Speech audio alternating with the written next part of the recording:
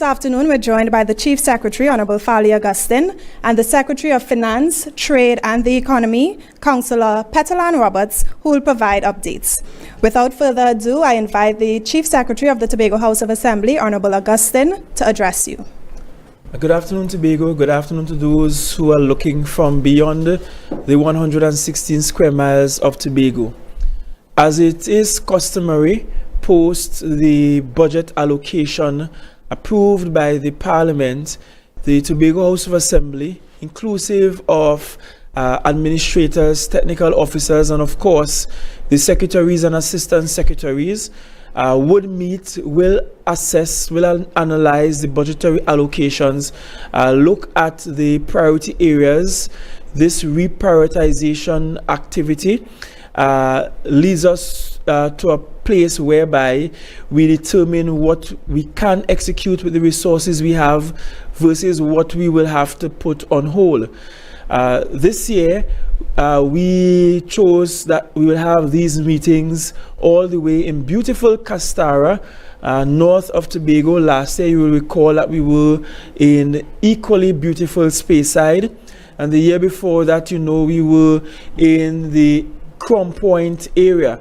So we have been going all over the island, and the reason we chose Castara this time around is because we also want to ensure that these become opportunities for which secretaries, assistant secretaries, and administrators can in fact interact with local communities and ensure that what we do here in the boardroom is actually reflective of what the people of Tobago want at all stages and all places. So not just those who are the top echelon of the society, but even those from rural communities such as ours here in beautiful Castara. Over the last 2 days, because we started here very early on Monday morning, all the way late into the evening, we employed the policy of strategic selectivity. That was presented by myself in the budget in June earlier this year. And the concept of strategic selectivity has to do with looking at what resources are available and being very strategic about how we deploy those resources so that we can have maximum benefit for all Tobagonians everywhere. And that also includes Tobagonians who are a part of the diaspora, because we do see you as part of our constituent base. For most of the updates with regards to the decisions made, I'll have the Secretary of Finance present those to you. Let me also remind you that on the 28th of November this year, that's a few weeks from now, or 2 or so weeks from now, we will be going to the House, and the Secretary of Finance will be presenting in very fine detail all of the numbers and figures and the priorities as we looked at them over the last 2 days. But even before we go to the House on the 28th, on the 18th of November, we do have a mixer that we are specially targeting our business community, and in particular our contracting our community of contractors, so that you have a heads up in terms of what are the project outputs for the upcoming fiscal year. At that mixer on the 18th of November, we will also have the bankers present in the room and all the financial institutions, so that all systems, including the private sector, is ready to go with these projects. And of course, the Division of Finance that is currently going through the finance month, the Division's Finance Month, they have some other activities, including their conference and so on, that's coming up. All of these are opportunities through which the Secretary of Finance will present to the people of Tobago and different sectors on the island what the plans and projections are for fiscal 2025. And so with that, I wish to turn you over to the Secretary of Finance, who will present some information to you. And after that information is presented, we will go immediately into your questions. We do have the secretaries and assistant secretaries present. We do have administrators and technical officers still present in the room, and so there is an opportunity, I would like to believe, that if questions come that require responses from specific divisions, that we can get support for such responses from the secretaries and assistant secretaries in particular who are present here with us in Castara at this conference. So over to you, Secretary Roberts, and then we take it from there.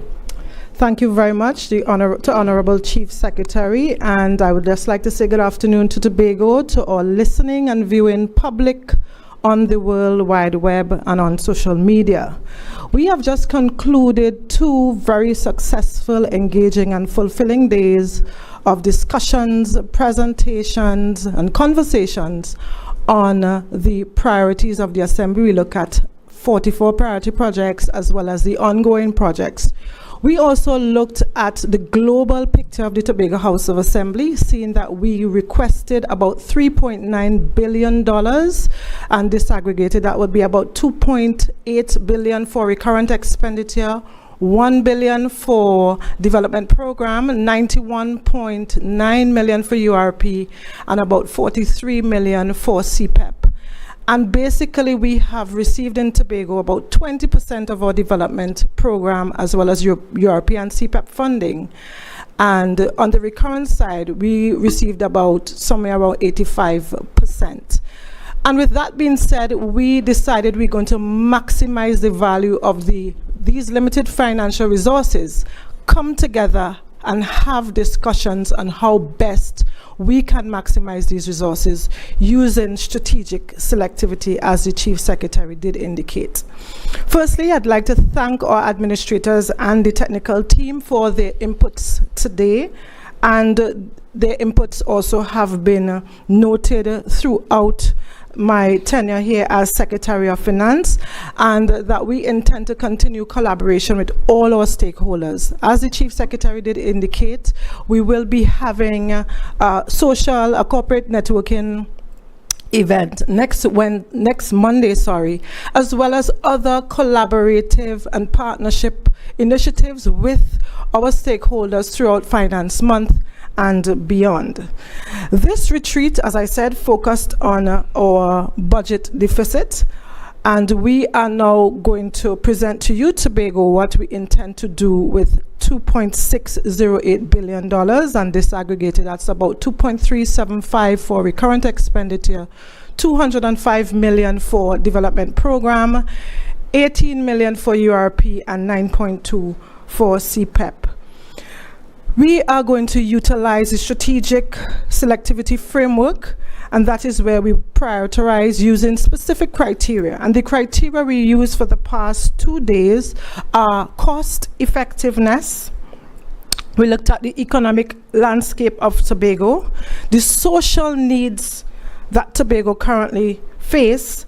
We looked at the feasibility of these studies in terms of these projects in terms of the time frame and the ability and possibility of these projects being implemented and the sustainable development needs. Some of the other strategies we wish to employ are the upskilling of the workforce. We currently have skilled, semi-skilled and unskilled workforce in Tobago, and we have decided are we going to utilize this workforce to do some projects in-house and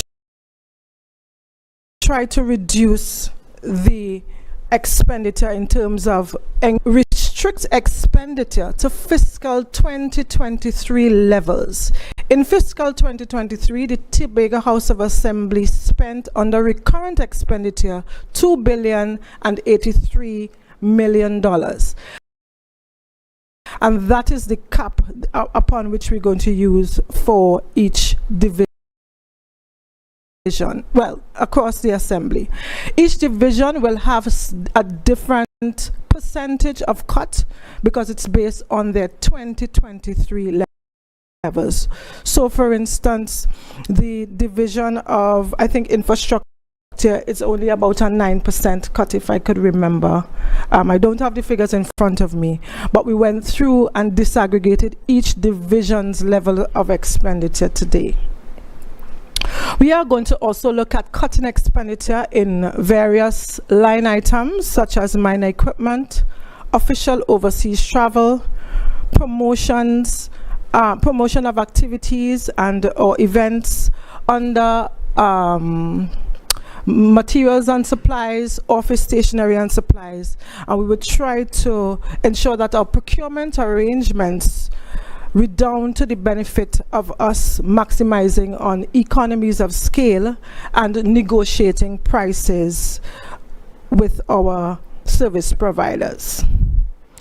The overall strategy basically is to restrict expenditure to 2023 levels, and that would save us about $292 million. And it really means that we have to sacrifice some things on the recurrent side, and I want to be able to understand this sacrifice would mean that we cannot do certain things on the recurrent side in order to bolster and accelerate Tobago's development program and unlock our development potential. I will now go to CPEP and URP, having only received 20% of what we requested in June, and CPEP and URP is usually supplemented from the unspent balances from the previous year. So far, we have determined that unspent balances is about $100 million, about 23 million. So therefore, from the unspent balances, we will be allocating 83 million to those projects to ensure that these vulnerable groups and URP and CPF have been doing fantastic work, especially on the development side. So we're going to take that and invest it into these groups of workers. As the Chief Secretary did indicate, we looked at 44 projects, and these projects are by line items. But when I'm completed here, you may count it and say, well, those were not 44, and that is because some of them will be grouped. So for instance, that meant and distribution of land in certain areas under settlements, and I will get to that in a bit. The first program that the THA has on its priority agenda, and it is not in order of priority but in order of numerical order, is the loan guarantee program, collateral for the SME sector. The loan guarantee program, we are looking at to start with about $12 million. The fund, we will fund it to about 25, but in the short term, and because we are now starting the program, we are going to look at $10 million to start and about $2 million for the administrative costs of that program. Under the Division of Finance as well, we will be intensifying and boosting the provision of financing and support to the micro, small, medium enterprise, medium enterprises, and the small and medium enterprises under the loan and grant program, with particular focus on agriculture, farming, fishing, and tourism. One of the things that the Chief Secretary did indicate to me that, you know, is really important, particularly for the fishing sector, is those GPS tracking systems for the fishermen and their boats, because we are seeing a high incidence of boats going missing. So this grant program will provide for equipment for fisher folk and fishermen. As I did indicate, it will also encourage for job creation, encouraging local entrepreneurship, and expanding opportunities for exportation for our local entrepreneurs. Under the Division of Tourism, We have already started the Fort King George restoration project, which involves the lighthouse, where we will be replacing the light on the lighthouse and doing some restorative works around that area at the Fort King George. And at some point in time later on, we will be monetizing that, that facility. Secondly, the Store Bay Beach facility, and this is another one under tourism. We had consultation yesterday on the revised redesign for the Store Bay Beach facility. Under tourism, we have another project called the Scarborough Beautification Project, and we will be concentrating on that new stretch of the Calypso Rose Boulevard. We'll be doing a lot of branding, putting alongside benches, and restoring that area for, that's the primary focus, branding, restoring that area on the boulevard. I think one of the things that the Chief Secretary did indicate is to put a nice walk of fame for those persons and heroes of culture in Tobago. Another one of the projects under the Division of Tourism is the restorative and enhancement works at the Swallows area. So we are looking at the Swallows area. As you have known, we have, I don't want to say removed, but we have removed some of those vendors in order to restore the area, to give them vending booths that are fit for purpose and that has nice aesthetics for that area in Swallows. Also, we want to do some works at the No Man's Land facility, installing washroom facilities and proper vending stalls for that area. There's also a vending plaza just before the Pigeon Point entrance, and we would want to restore and rehabilitate that building as well. The home for the Blue Food facility in Bloody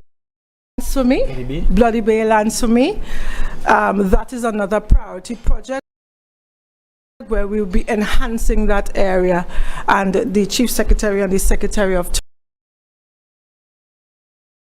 Tourism would be able to give additional several areas across Tobago, and these include Indian Walk, Corland, Kendall, Louis Dore, Hope Farm, and Goldsboro. There would also be a shade house project in Hope Farm, we also have the Agriculture Access Road Program, which is an ongoing project for us, and we have also put that one on the table as one of our priority projects. Moving on to the Division of Education, we will begin the construction of the Corland ECC, which have already started in terms of design works.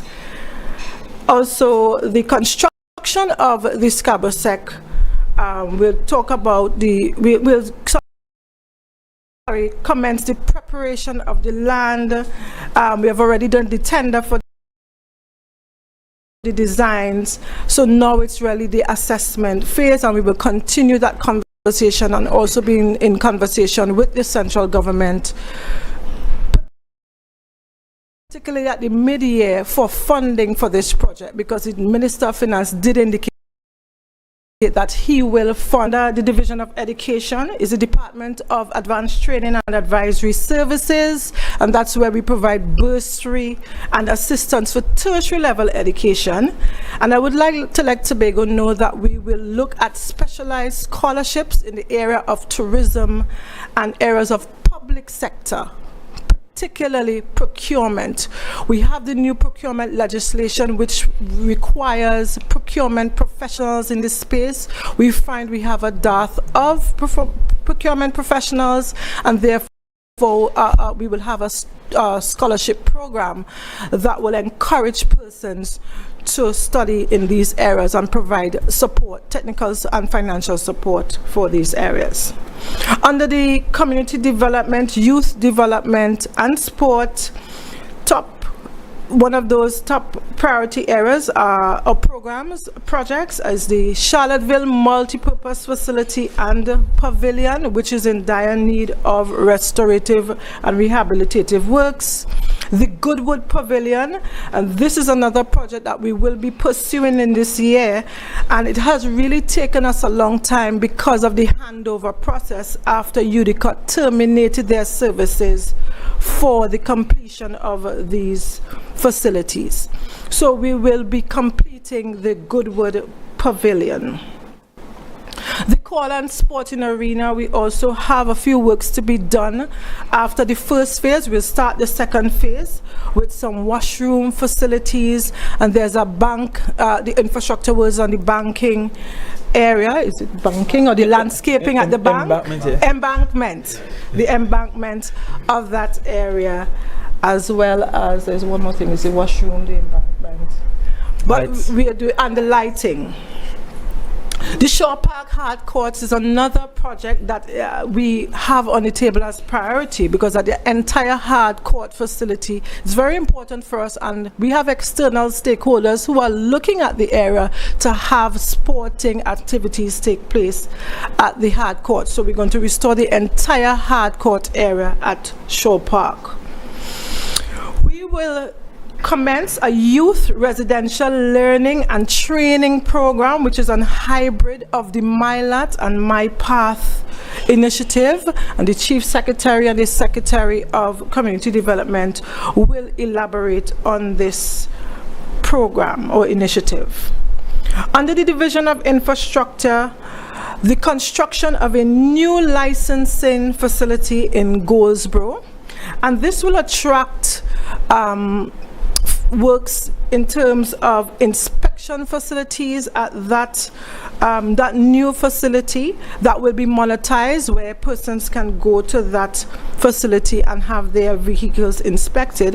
And we'll look at this facility as one of the main facilities for fleet maintenance, particularly for the public sector fleet, the fleet that we have in the Tobago House of Assembly, and it's also open to the public.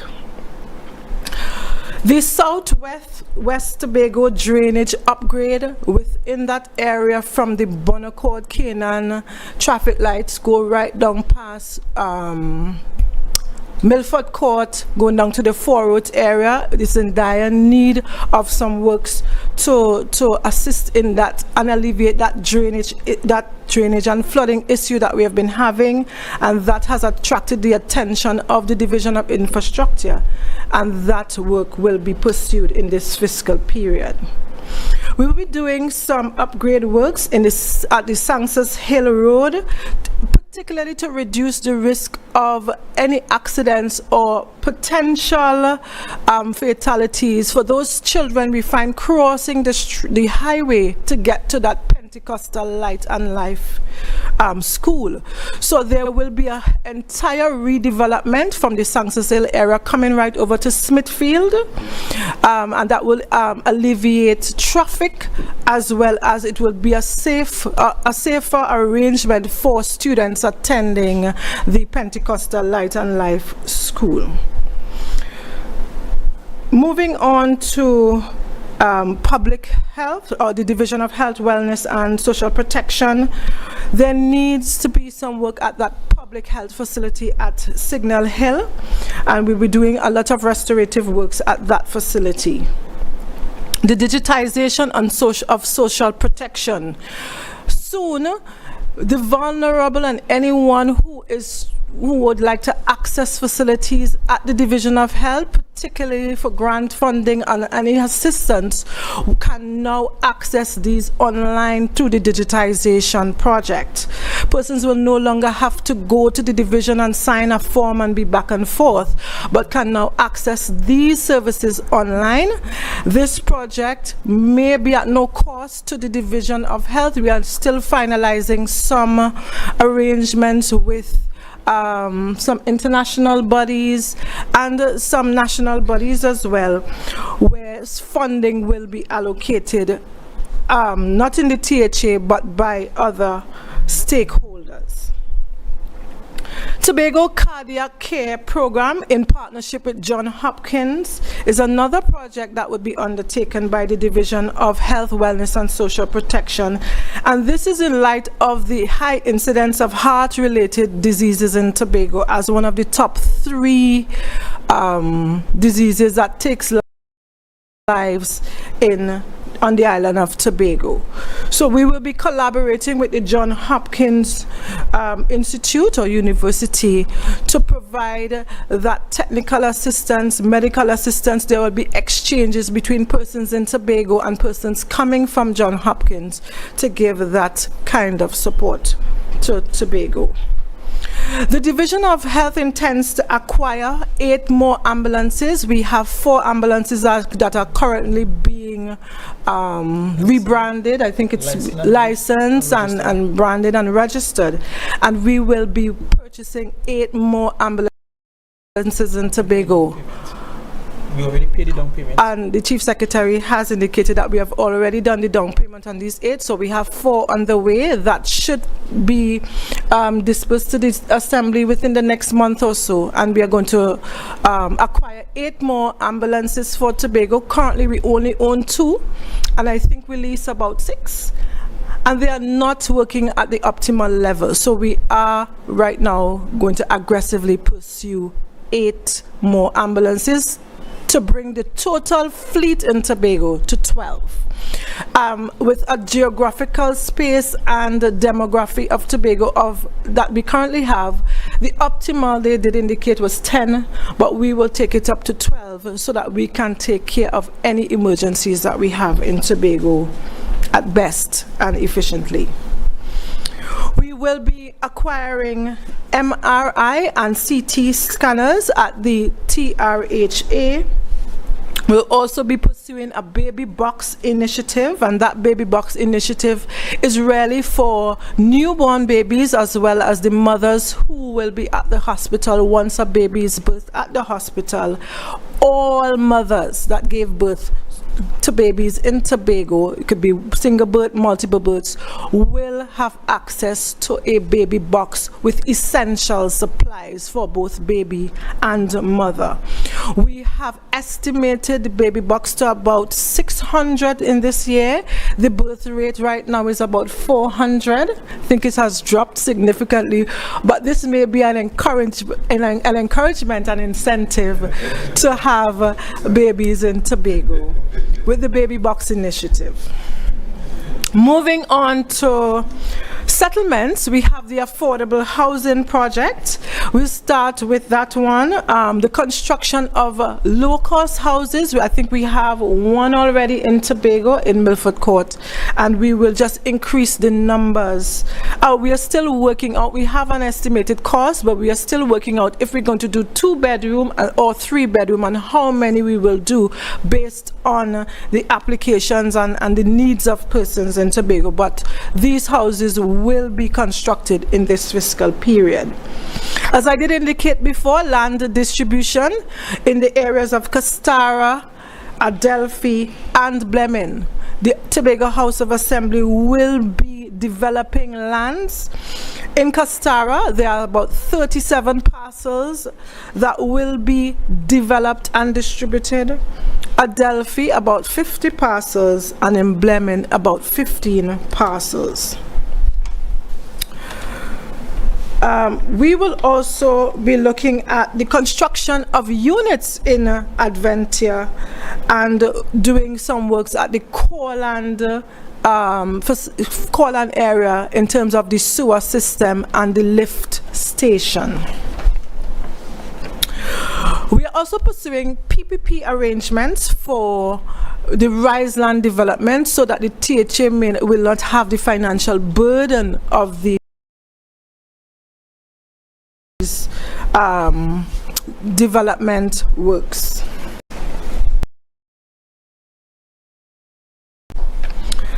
Public officers in Tobago, we have a new program called the Public Officers Subsidized Housing Program,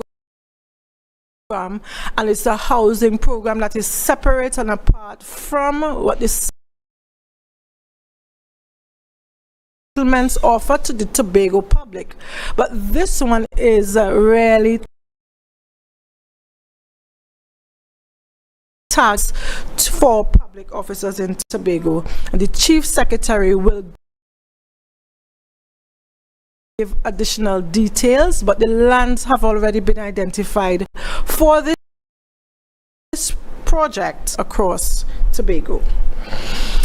Another very important project or discussion that we are having is the Tobago autonomy, and we have prioritized, we have projectized this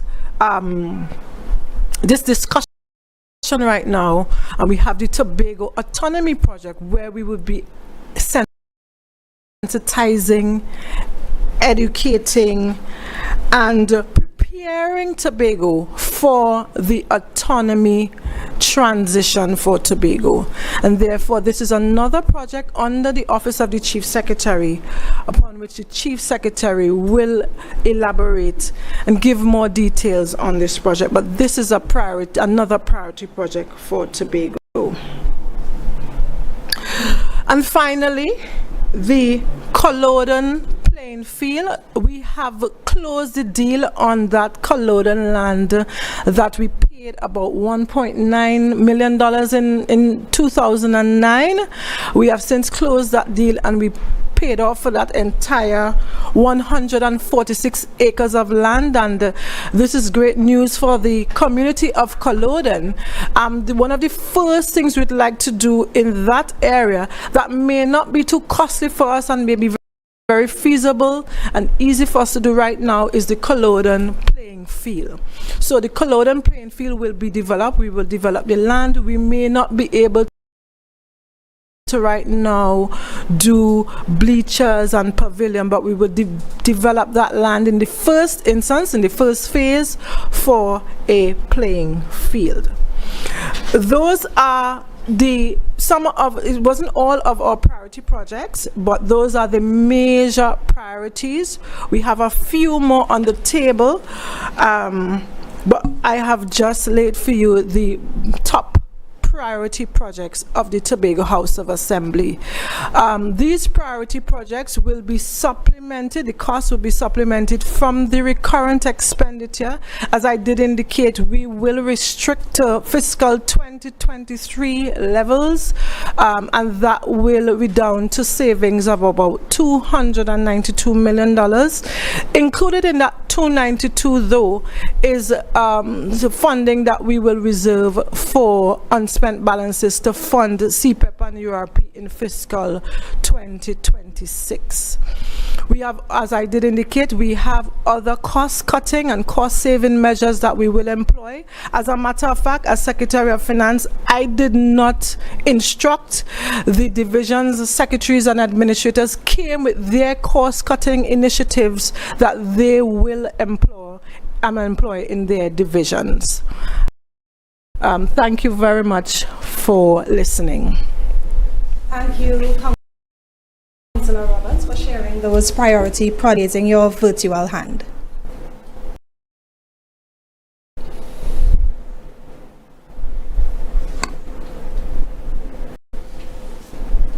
Do we have any questions from members of the media logged in? Candice Jackson.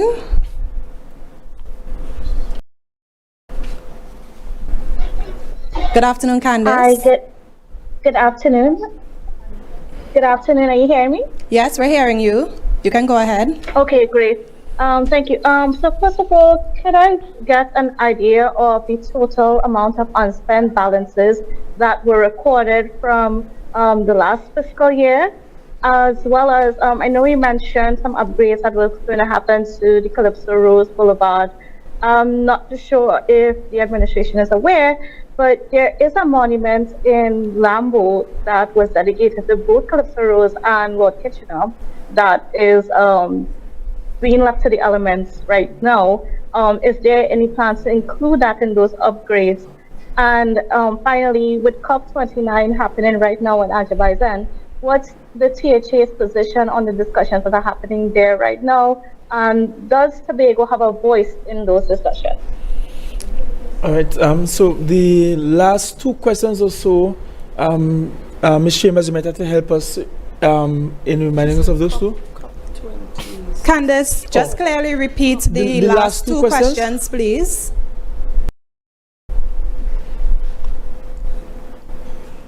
Hello, are you hearing me now? Yes.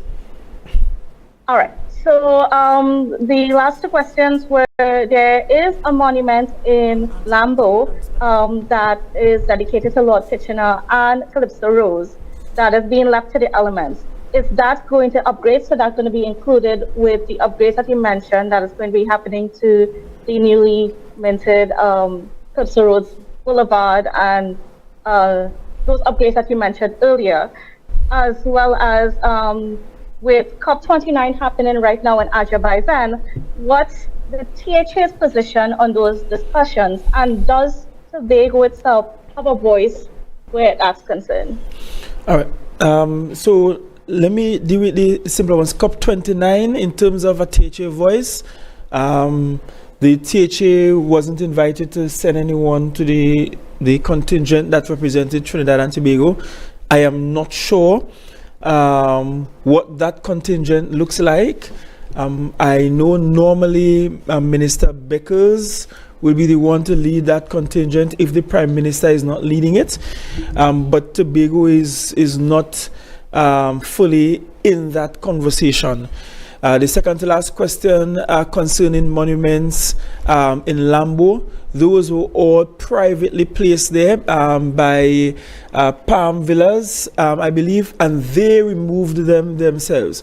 So those weren't THA monuments or THA artifacts placed there. They were placed there by a private enterprise, and they have removed them themselves. I can't say whether they removed them for fixing or cleaning or what have you, but those weren't placed there by the Tobago House of Assembly. Your question about unspent, and the Secretary will answer that, but I want to caution so you don't go away thinking that unspent balances mean monies that the Tobago House of Assembly could not spend. That is just the name of the account, or the name of the how to put it, the place where we hold the money. What is actually happening is that every single fiscal year, because we have practically very standard allocations for European CPEP, and when we add European CPEP together, they are almost half of what the development allocation is. But given we have very standard allocation on Tobago House of Assembly is forced into a position where it must deliberately not spend some of its monies to be able to pay wages for CPEP and URP in the following fiscal year. If we don't do that, then CPEP and URP CPEP over $20 million in wages. And so we have to be very deliberate at the very start of the fiscal and decide, look, these amounts, we are just not going to spend it. We are just going to leave it and allow it to go into the unspent balances so that in the new fiscal we can extract them and be able to take care of the CPEP and URP workers. So I don't want you to go away with the idea that unspent balances mean the THA does not have the capacity to spend or capacity to utilize the resource. But it's a case of us deliberately not spending to allow that there be monies in the kitty, so to speak, to take care of those workers who are at the lower or among the lowest paid within the Tobago space. If we don't do that, then we will perhaps never get the allocation from the central government to be able to take care of that. And the Secretary will tell you what the standard allocation is and how much we do in fact pay to CPEP and URP, and how much we are deciding right now at the start of the fiscal that we are going to leave and not spend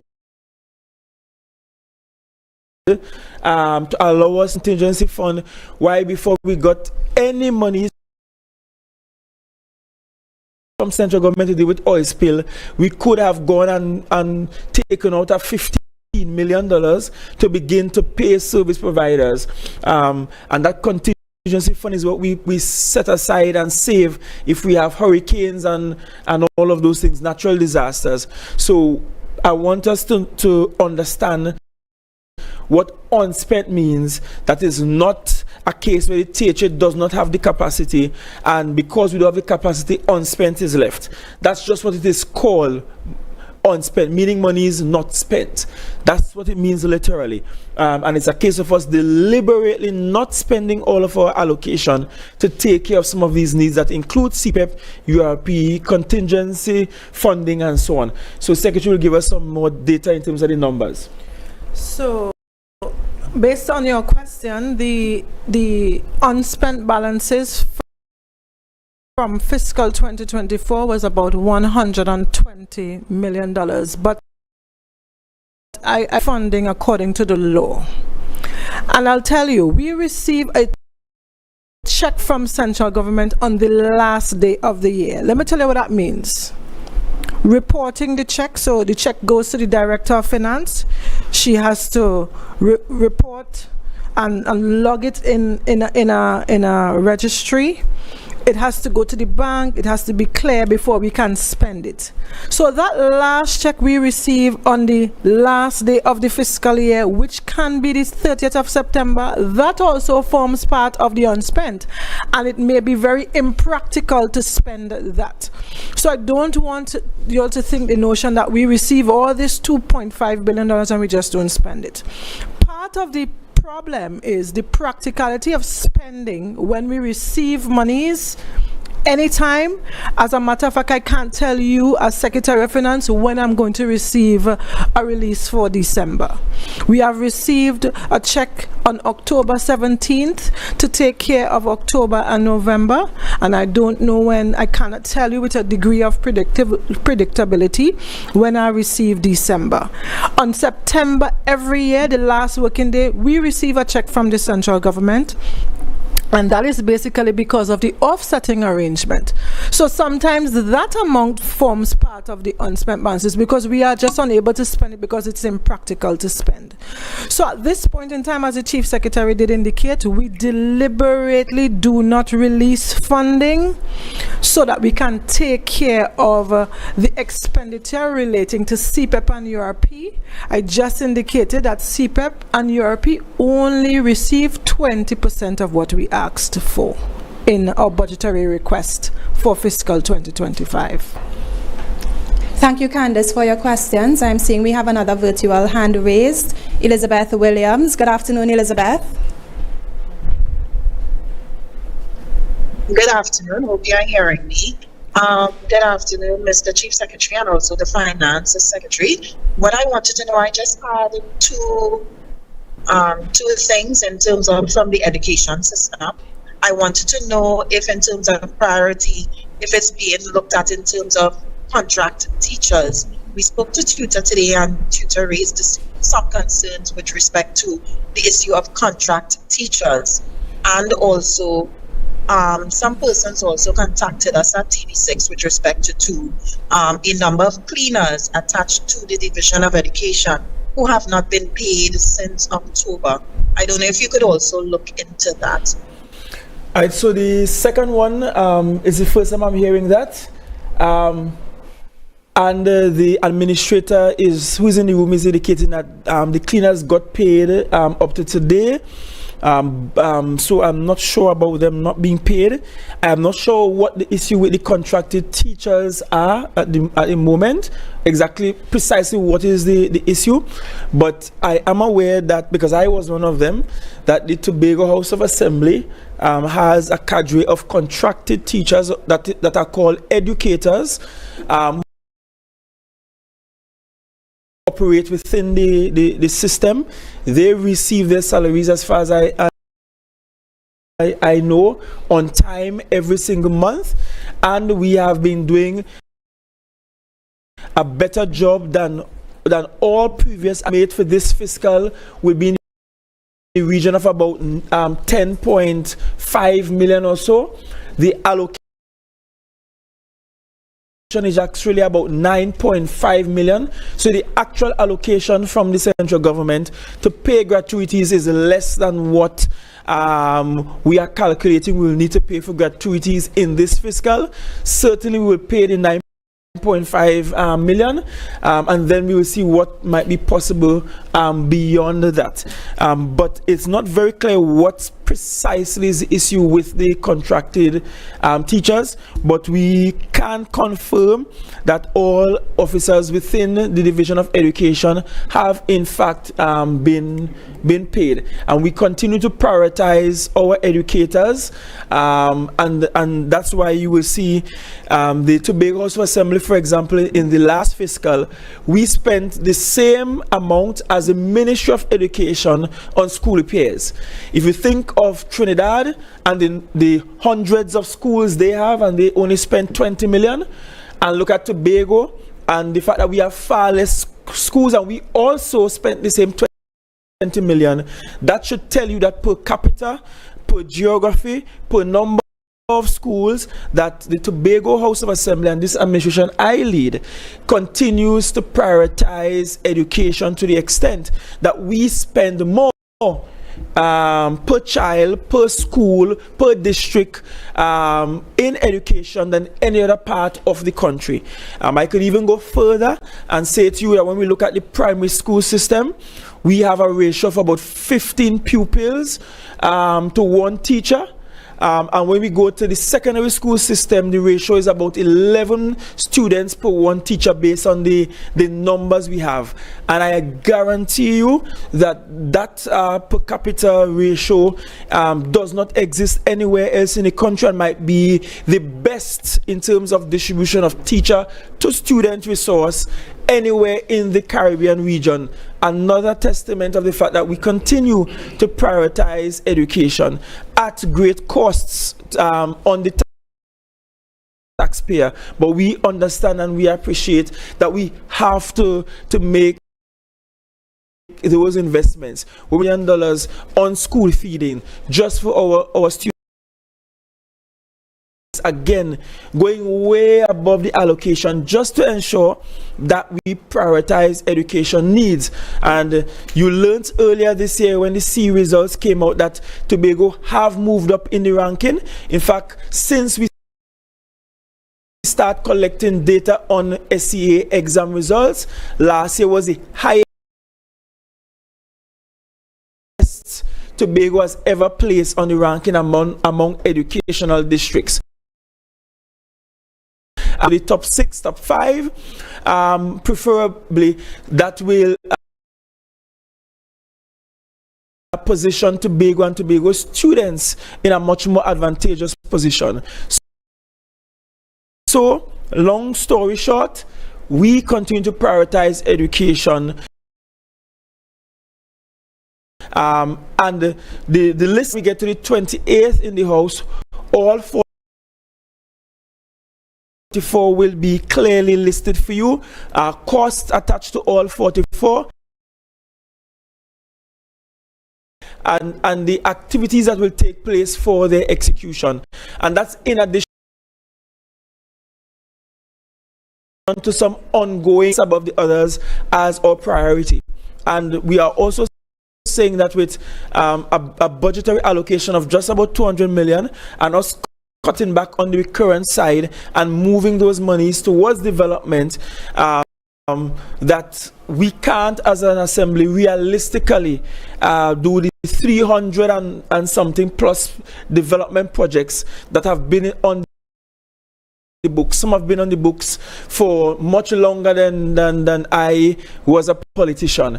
Some have been on the books since I was a student in high school, and so we have to streamline the thing. And why 44? We are approaching the 44th year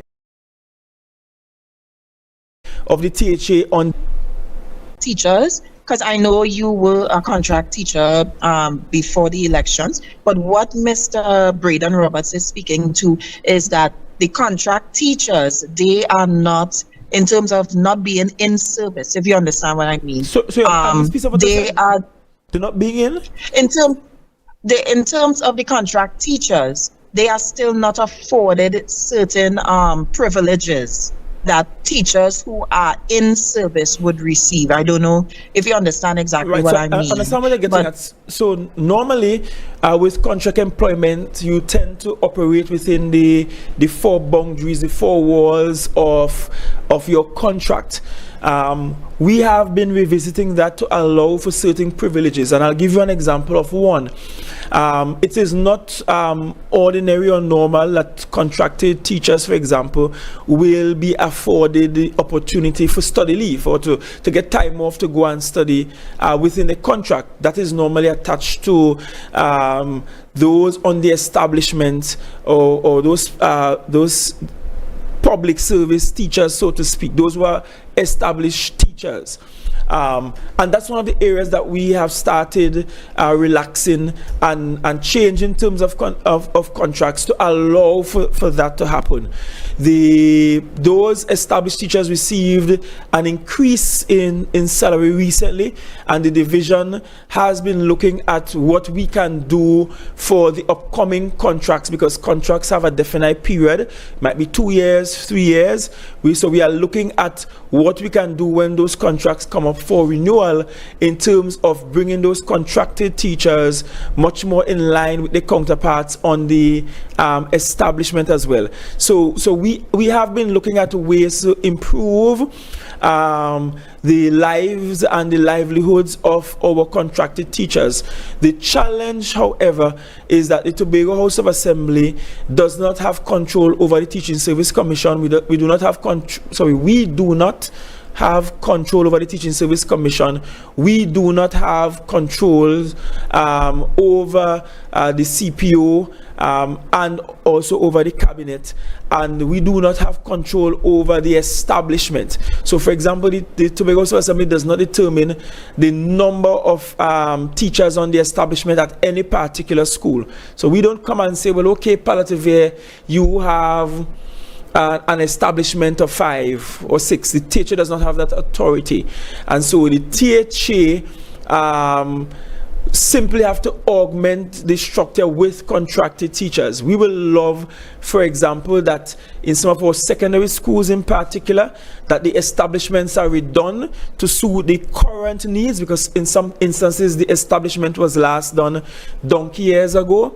Again, the Tobago House of Assembly does not have control over that system, and I'm sure Mr. Roberts is aware of that. So we could only work within the confines of the THA Act, the law, the regulations, and so where we cannot put people on the establishment and move them off of contracts and move them on the establishment, we are forced to keep them on contracts and just ensure that we continuously have the contracts evolve to a place where the teachers and the educators are much more comfortable, and work assiduously to ensure that gratuities are paid at the end of a contractual term.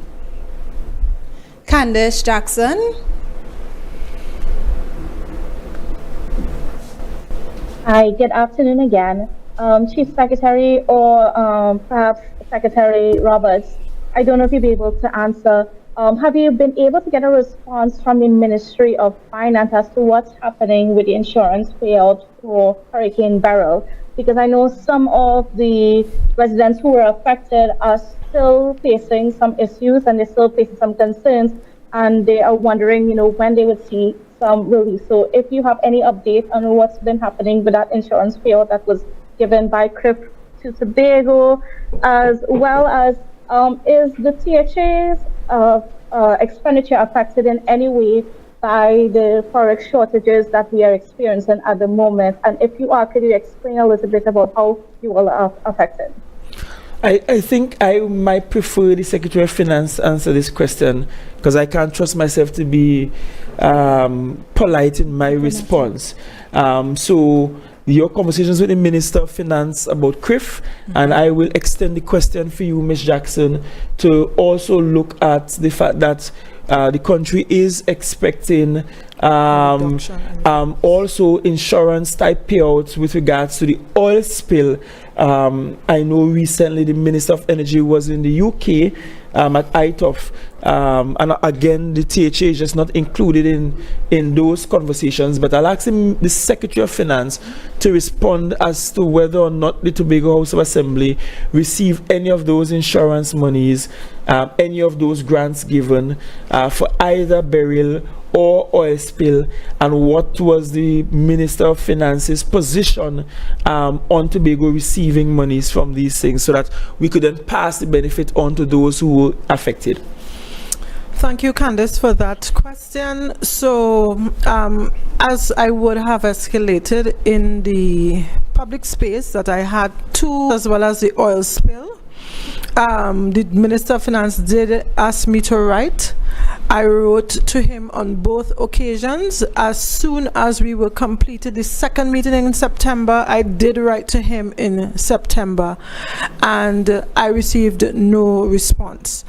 Today, though, in my presentation, I did indicate one of our options for additional funding are those outside monies for us. I did indicate that I will be pursuing the monies outstanding for the oil spill and for the CRIF in Tobago.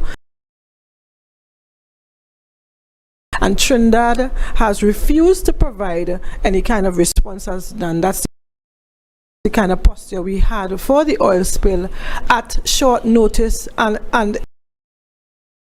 in cases of emergency. As Secretary of Finance, I really don't know what we will do in light of the fact that we utilize all our contingency funding for the first payments to the contractors who did the cleanup work. Right, I sent, attached to the letter, I sent the request from the THA in terms of our damages, and I also sent the report from CRIF indicating that Tobago was entitled to a payout of $372,000 US. Thank you. Do we have any more questions from members of the media? I'm not seeing any more raised hands virtually. So on that note, that's how we'll end this afternoon's press conference. Thank you so much for joining us this afternoon. Thank you, Chief Secretary Honorable Augustine, and the Secretary of Finance, Trade and the Economy, Councillor Petal and Roberts, for the information which you shared. Thank you, members of the media, for your questions as well. I'm Davia Chambers saying please stay safe, stay well, and have a great afternoon.